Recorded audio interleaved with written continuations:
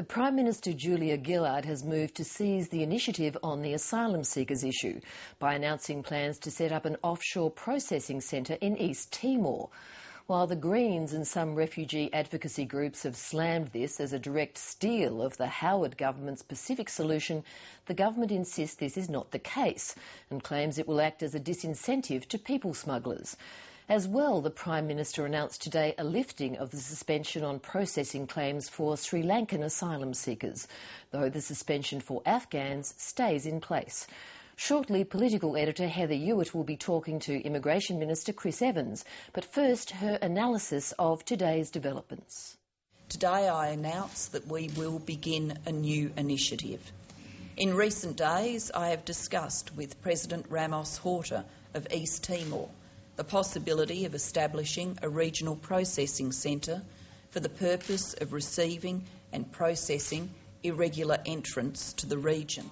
It was a masterful landmark speech to the Lowy Institute in Sydney this morning with a surprising new element. A regional processing centre removes the incentive, once and for all, for the people smugglers to send boats to Australia.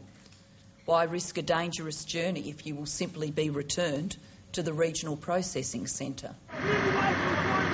Julia Gillard had said from day one of her prime ministership, examining policy on asylum seekers would be a priority. There was never for a moment the slightest hint that setting up a processing centre in the struggling nation of East Timor would be the answer. But after a round of behind-the-scenes talks with East Timor's leadership, the New Zealand Prime Minister and the United Nations High Commissioner for Refugees, that's where Labor is now headed. I told the High Commissioner that my government is not interested in pursuing a new Pacific solution. Instead, Australia was committed to the development of a sustainable, effective regional protection framework. Her announcements today are cruel. They mean a more harsher treatment for refugees and asylum seekers, a more harmful policy for children in detention. Gillard's Pacific solution is going to lead to a harsher treatment of some of the world's most vulnerable people. There's a lot to be welcomed in this policy because something has to be done to stop the boats. We have had, over the last 2 years, more than 150 people die trying to reach Australia by boat. So I agree with that. You cannot trust Labor to deal with this problem because Labor created this problem. And my message to voters from now until polling day will be that if you want to stop the boats, you've got to change the government. The announcement caught every participant in this long-running and divisive debate unawares, none more so than Tony Abbott.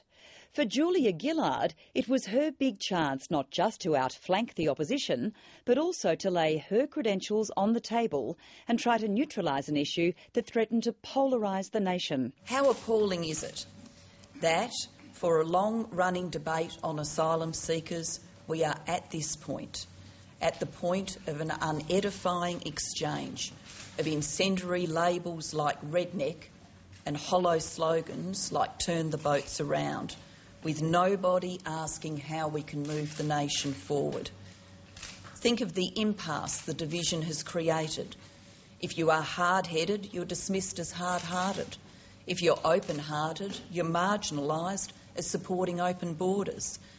I say to those engaged in this type of rhetoric, stop selling our national character short. We are better than this. We are much better than this. This was Julia Gillard at her best and most convincing, as she sought to smash the opposition's claims it would turn back the boats.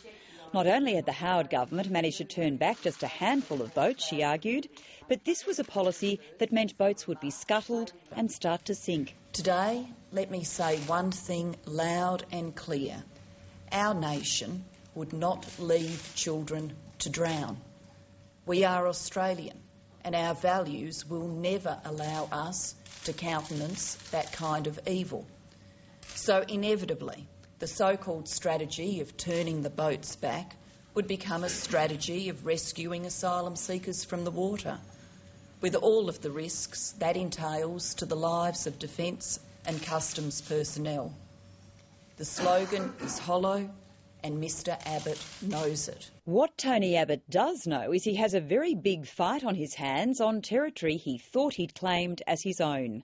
Minutes before Julia Gillard's speech this morning, he and his immigration spokesman sought to steal the limelight by making additions to the opposition's turn back the boats policy. The first is that there will be a presumption where boat people destroy their identity documents that they will be denied refugee status.